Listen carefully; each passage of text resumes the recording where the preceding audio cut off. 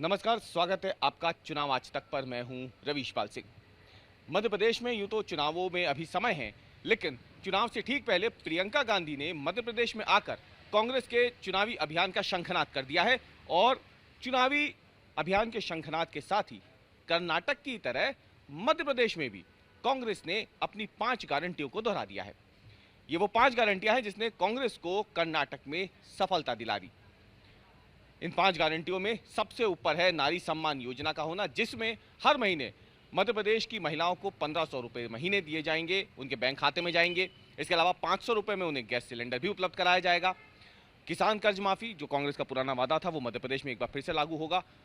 Old pension scheme को लागू करना, जिसे लेकर के जबरदस्त तरीके से जो विपक्षी दल है वो भारतीय जनता पार्टी की सरकारों पर हमलावर हैं।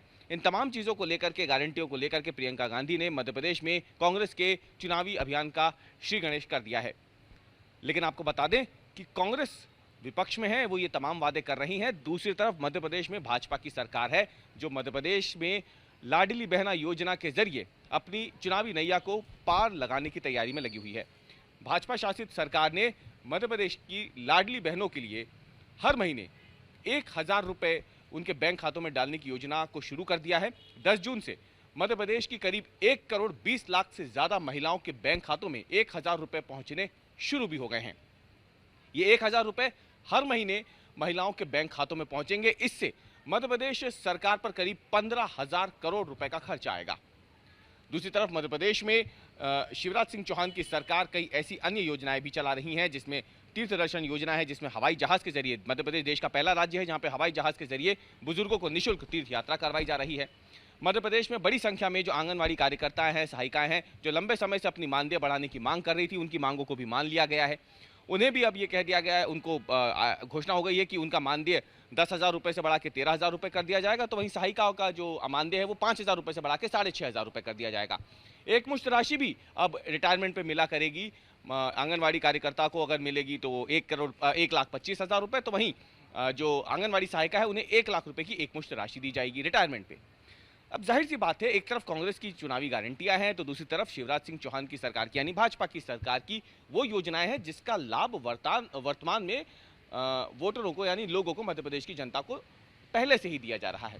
तो जाहिर सी बात है, मध्य प्रदेश में कर्नाटक के ये जो चुनावी गारंटी है ये कहीं बहुत ज़्यादा अपना असर दिखाएंगे, इसकी संभावना फिलहाल ना के बराबर है। हालांकि ये बात जरूर है कि मध्य प्रदेश में कर्नाटक और हिमाचल की जीत के बाद कांग्रेस पहले से कहीं ज्यादा उत्साहित है।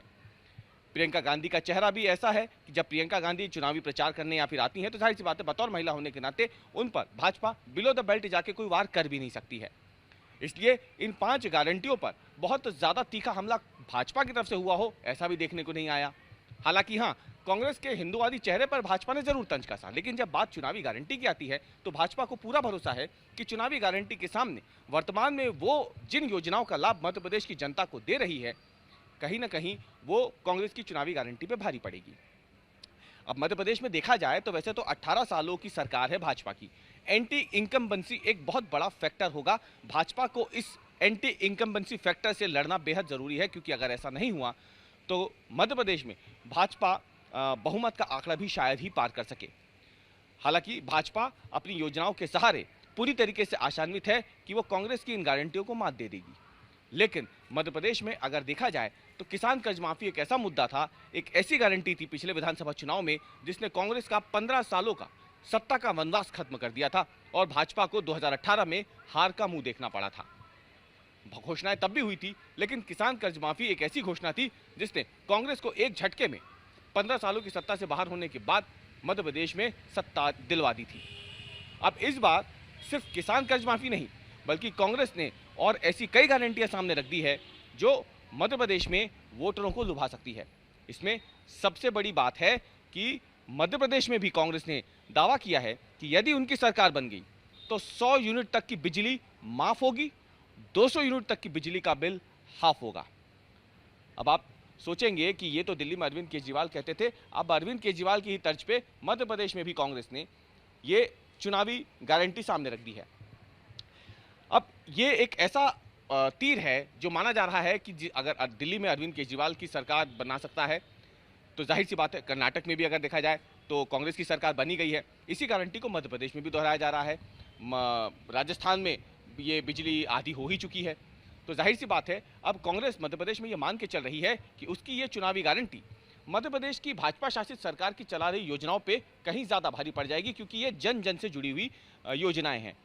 क्योंकि अगर देखा जाए तो भाजपा की जो योजना है, जिसमें लाडली बहना योजना है, उसमें जो हितग्राही महिलाएं हैं उनमें से बड़ा तबका उन महिलाओं का है जो ना तो इनकम टैक्स भरती हैं, बेहद ही निम्न वर्ग से आती हैं, बेहद गरीब परिवारों से वो आती हैं, और उनको स्वावलंबी बनाने के लिए इस योजना को शुरू किया गया है। तीर्थ दर्शन योजना में भी अगर देखा जाए तो ज़्यादातर जिन बुजुर्गों को जिन्हें भेजा जाता है तीर्थ दर्शन में, वो समाज के बेहद निचले तबके से आते हैं। हालांकि ये जो योजना है तीर्थ दर्शन योजना, इसने एक बार भाजपा की सरकार मध्य प्रदेश में बनवा रखी है, इसलिए भाजपा को ये मालूम है कि उसका ये दांव कहीं ना कहीं इस विधानसभा चुनाव में भी उसका साथ देगा। लाडली लक्ष्मी योजना ऐसी थी 2008 में, जिसने शिवराज सिंह चौहान को एक बार फिर से सत्ता दिलवाई थी। अब लाडली बहना योजना आई है। मध्य प्रदेश में देखा जाए तो करीब करीब जो महिला वोटर हैं वो 7 करोड़ के देखा जाए तो करीब 2.5 करोड़ के लगभग महिला वोटर्स हैं मध्य प्रदेश में। और माना जाता है कि लाडली बहना योजना में अगर 1 करोड़ 20 लाख महिलाओं को ये फ़ायदा पहुंच रहा है, तो भाजपा के लिए इन 1 करोड़ 20 लाख से ज़्यादा महिलाओं का साथ अगर मिलता है तो फिर भाजपा के लिए ये चुनाव बहुत ज़्यादा मुश्किल नहीं होगा। लाडली बहना योजना के साथ साथ कई ऐसी दूसरी घोषणाएं मुख्यमंत्री शिवराज सिंह चौहान कर चुके हैं, जिसके जरिए भाजपा कांग्रेस की इन 5 गारंटी को टक्कर दे सकती है। हालांकि मध्य प्रदेश में देखा जाए तो कांग्रेस हो या भाजपा, दोनों ही राजनीतिक दल इस आधी आबादी को साधने की मुहिम में जुटे हुए हैं। आधी आबादी को साधने की इस मुहिम में कांग्रेस और भाजपा कितने कामयाब हो पाते हैं, ये चुनावी नतीजे तय करेंगे। लेकिन आज की तारीख में फिलहाल कांग्रेस अपनी 5 गारंटियों के साथ और भाजपा अपनी योजनाओं के साथ महिलाओं को, खासतौर से मध्य प्रदेश की महिलाओं को साधने में पूरी तरीके से लगे हुए हैं, क्योंकि उन्हें भी पता है मध्य प्रदेश में हर चुनाव दर चुनाव महिला वोटरों की संख्या बढ़ती जा रही है, और जिस राजनीतिक दल को एकमुश्त महिलाओं का वोट मिल गया, कहीं ना कहीं वो मध्य प्रदेश की सत्ता पे काबिज